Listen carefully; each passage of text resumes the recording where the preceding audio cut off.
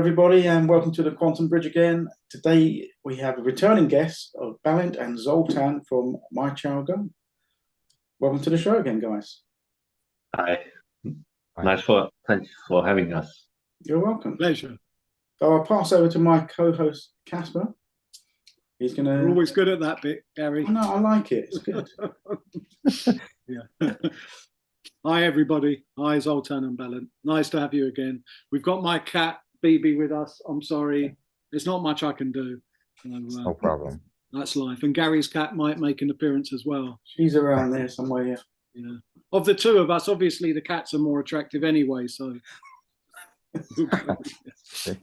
Anyway, guys, thank you. Thank you for joining us. If we do it next time, I will borrow a cat. Yeah, Yes. We can have a meeting. Yeah, we'll go for 3, then we'll go for 4, then I'll get another cat. Yeah. Gary's got his dog on his cushion. Anyway, well, there are plenty of animal styles in Kung Fu, so there's some loose connection. Right. Thank you again for joining this time. It was really good to speak to you last time. There were some key areas that came up when we last spoke, not least around sort of the martial journey, the reasons to even go on it, what we think we're going to get out of it. Certainly what you guys saw as the difference between where you were starting out and where you might get to. But a very pivotal thing for me that happened with you guys is that you spent a lot of time training, putting a lot of time and energy in your youth into a system or with people that you thought you were learning what you wanted to be learning. I don't need to go too deeply into that. And then later realized, for you guys at least, it wasn't exactly the journey you wanted to be going on with necessarily the people you wanted to go on. And I just want you to both reflect for a moment on how difficult that was at the time to make a transition and a change, and then what internal work had to be done to make that change and to begin it, and then to keep on that. Because it seemed to me that would require a lot of energy, a lot of patience, a lot of diligence, and a lot of hurdle jumping that I think has great parallels for us all in the world outside of martial arts. So if either of you can pick up on that area, if it's got any resonance, that would be great. Let me start with a very short story, and then I will give the word to Bálint. Because the story itself, that who was basically starting to teach Chow Gar in Hungary, and what came out after 8 or 9 years of practice in our time, that's also very interesting. So just very quickly, maybe I won't mention names, okay? So we'll just speak generally. Yeah. But many people who will listen to this podcast, maybe they will know what I'm talking about. When we started, both of us started Kung Fu in somewhere in 1995, 96, something like that. When we joined, there was a legendary name in Hungary, in the Kung Fu world. And he was the one who brought this system to Hungary. And when I say legendary, I'm not exaggerating, because there was a big legend created behind him.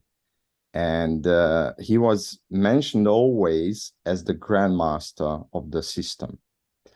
However, he was a Hungarian man. He was also famous in Hungary, not because of Kung Fu, from other sports. And it was told that he was learning this in Hong Kong not from our Sifu. He trained with our Sifu and he learned from his father.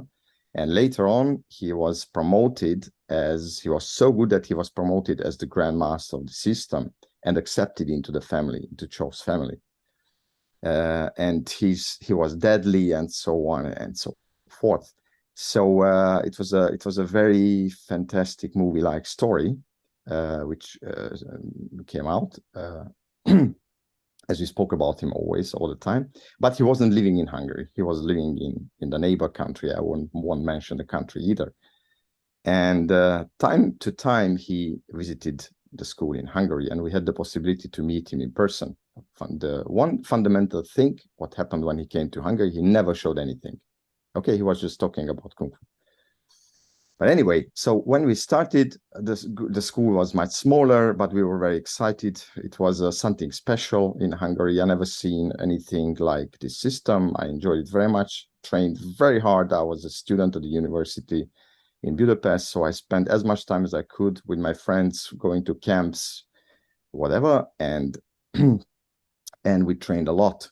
We went through many programs, very hard ones, really tough programs, and we achieved a level which was considered as high level at that time in the school. In the system, we were the second line.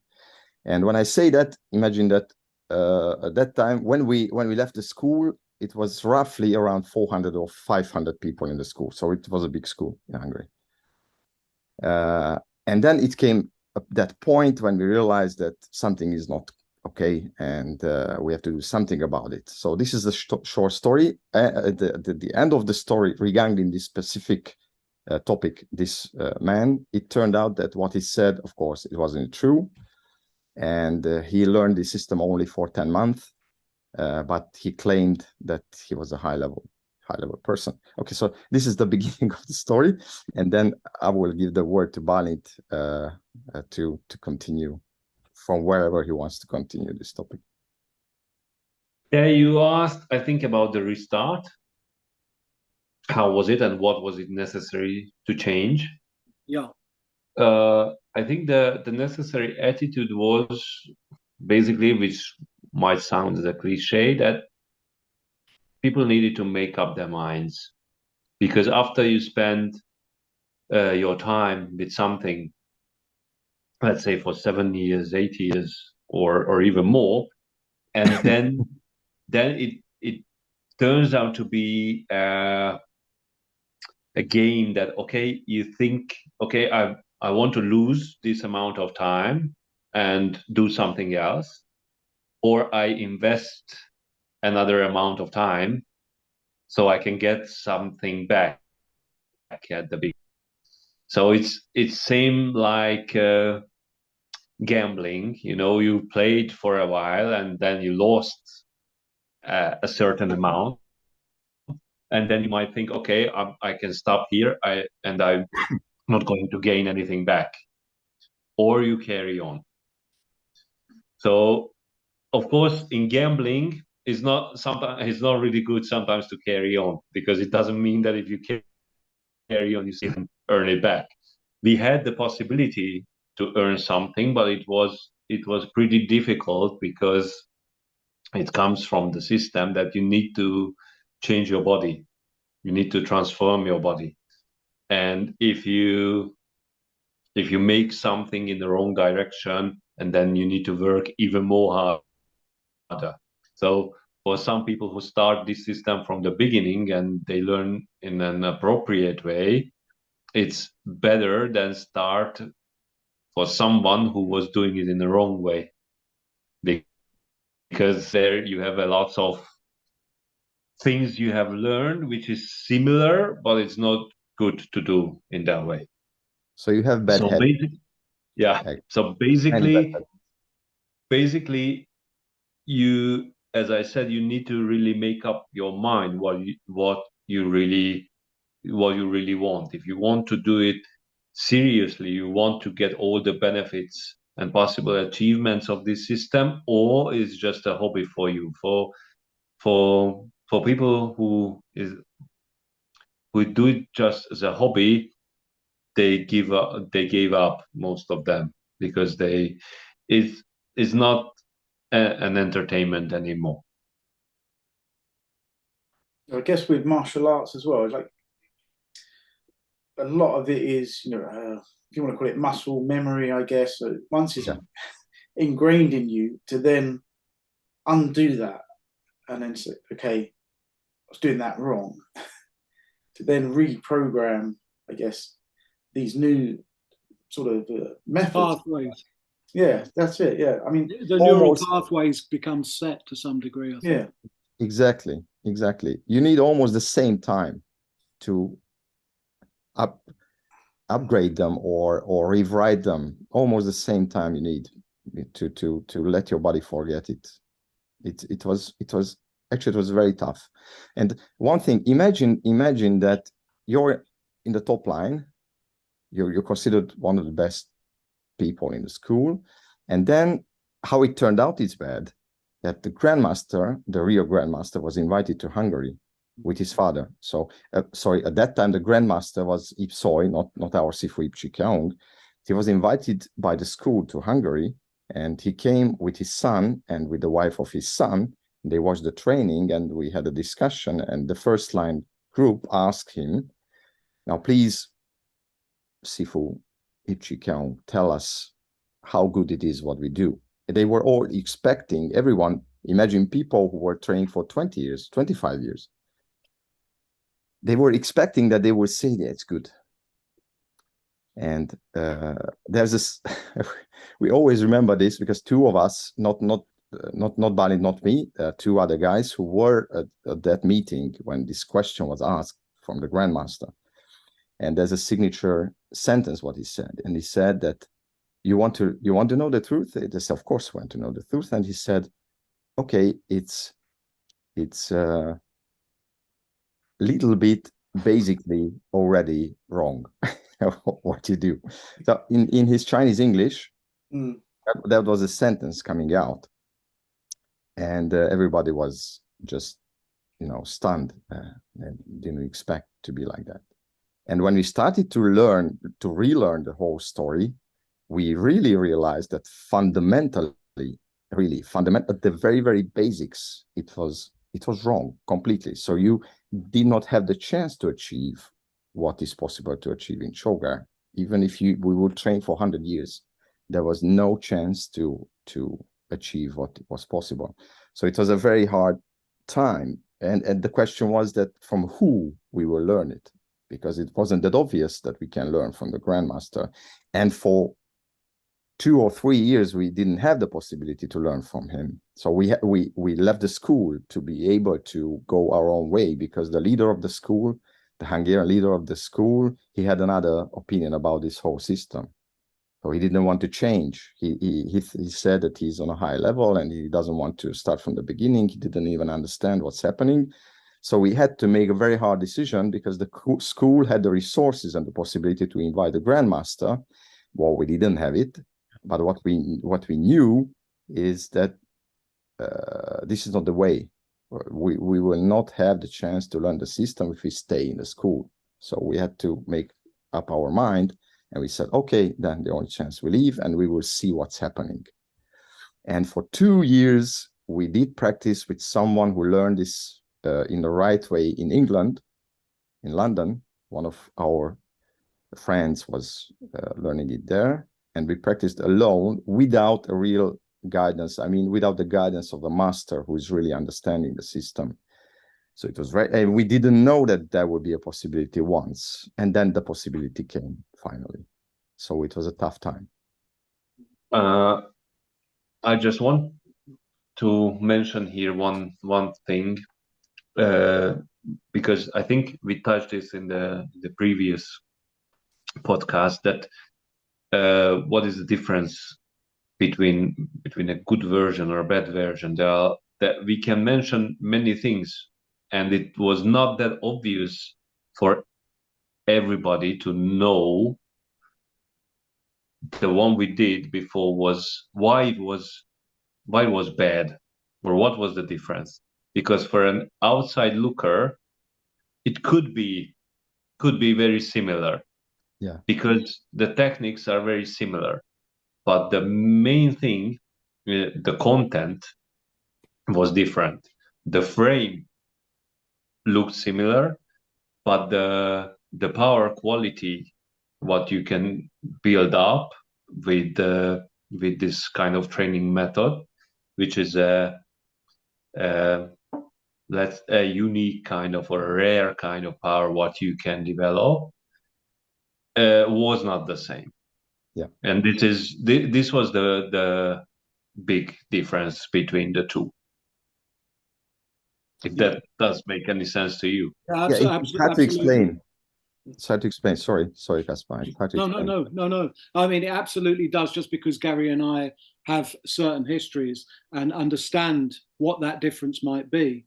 And also equally, therefore, have an understanding of why what looks on the outside to be, as you guys are saying, more or less the same, or at least very similar, actually, when it comes to being fundamental level, they're not. And that, of course, then comes back to your point about ultimate achievability of an end goal. Not that it's actually a goal maybe you can ever reach, but at least those higher levels can come from a very good grounding in the system.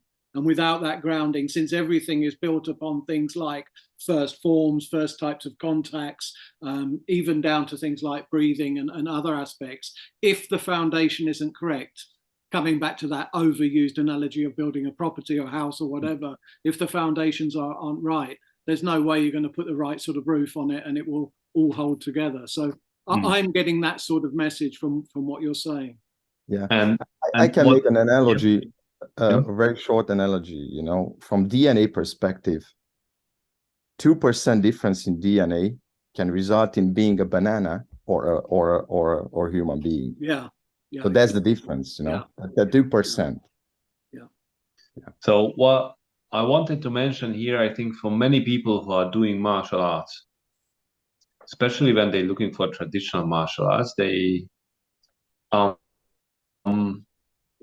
an easy situation, because there are lots of different kinds of martial arts and lots of so-called traditional martial arts.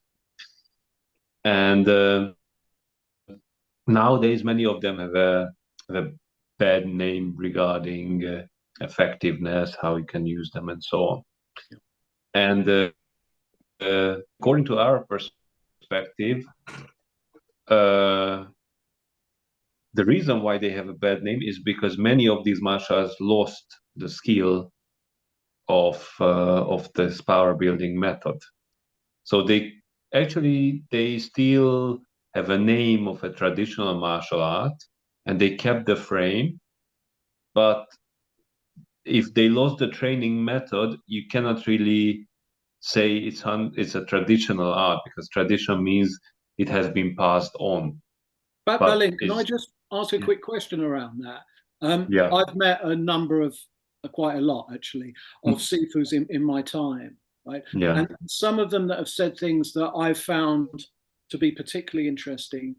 In fact, one guy who spent a lot of time out in China many, many years ago, in the late 60s and early 70s, said that a lot of the reason that lineage is so important, certainly in traditional Chinese martial arts, is that it's almost an energy transfer coming down from the founder all the way through the system. So that once that's broken, despite the fact, as you say, you might have something that looks almost identical and appears to have the same, maybe even the same effectiveness, once that transmission, that energy of transmission has been broken, it's no longer, or it could be termed no longer, authentic. Is that the sort of thing you're saying, or are you saying something quite different from that?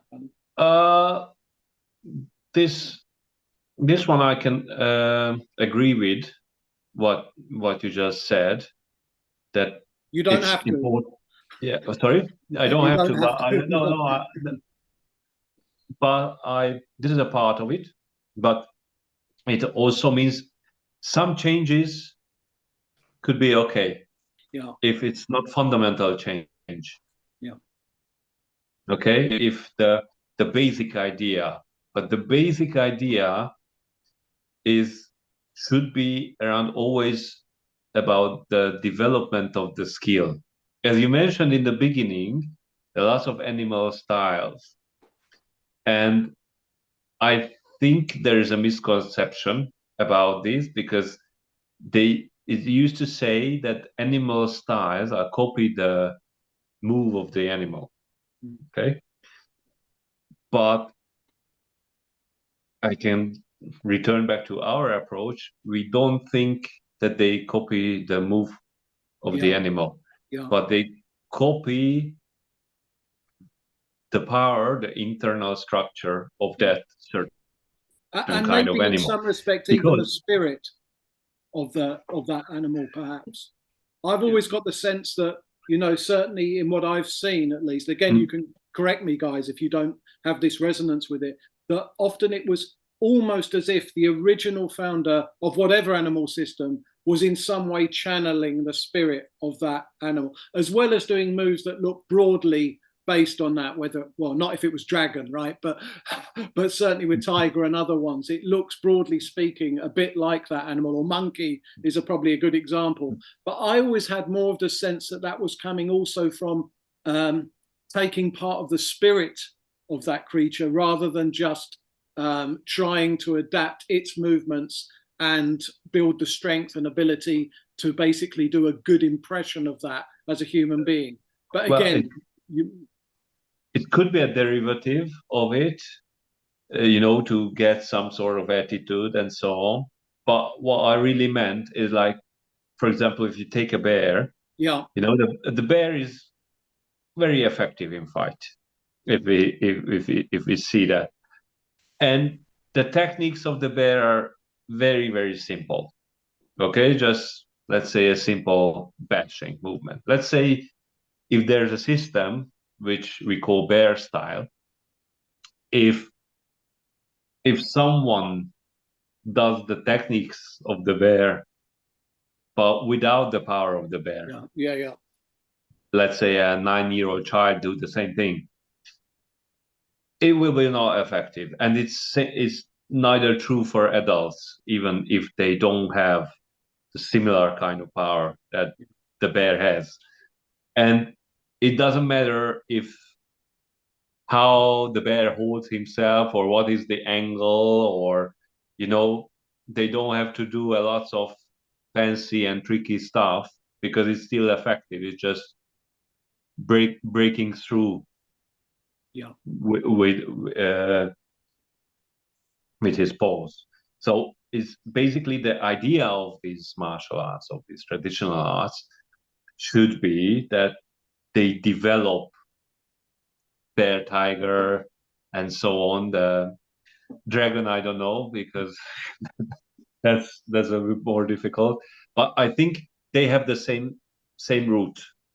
Yeah. Of course, they can have different names depending on how they have interpreted it or changed it from different practitioners. But I think all of them should have the same root.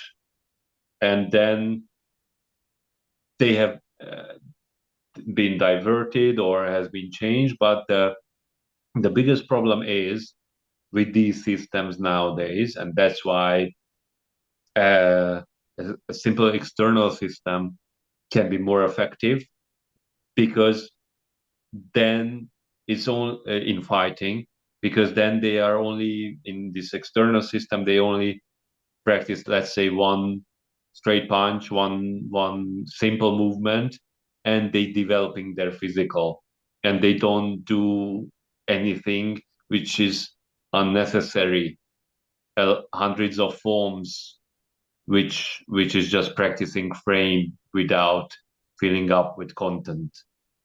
And that's why it's many people who are practicing martial arts, any kind of, and after a few years' time, normally after 3-4 years' time, somebody starts to feel a kind of emptiness, and they think, oh, even if I learn more forms or a new technique or some new exercises, I don't feel I improve. And but they don't know just what's missing, and they just feel, okay, the techniques doesn't work as they should be. Bálint, I'm sensing that we're getting to a point where we touch on the aspect of, and obviously for Zoltán to think about this as well, and we probably have to cover this in another, if you guys are happy enough to come back, but in another podcast, because I think that we're now coming to the world of, I'd wanted to touch on the aspect of ego, the fact you guys were even willing, having been a reasonable level yourselves and thinking you were a reasonable level, and then to find out, one, that you maybe weren't at that level, and then secondly, look, are we willing to go again at this? I think that was a really interesting thing in terms of taking a long, hard look at your own ego, and then say, no, I'm willing to say I'm a beginner. Effectively, you guys became beginner again. So I'd love to look at that. But just because we've touched on this aspect of power, I think that there is this massive disparity between what the wider world generally thinks of in terms of martial power versus the internal power. Things like ligament and tendon power, for example, non-muscular power in quite the same way, about things like explosive power, and also about the latent power of the human, i.e. there is an intrinsic power that can be brought out. And I think you guys can teach both myself and Gary about that and the wider audience. So I don't know how you feel about that, but I'd love to look at that with you both. Okay. Caspar, I just want to connect once more for the last time to something what you said about what this master told you who went to China, and he said that there's a energetical lineage as well in the system, and when he spoke, it's a problem. That what I will bring it a little bit to earth. This sentence, if you can make it practical. What I can just say something what our Sifu says to us or told us many times. So when we learn, usually you think when you go to a grandmaster and he teaches you, okay? He teaches you only, tell you do this, do that, and do. In a real traditional system like Chow Gar, it's not like that.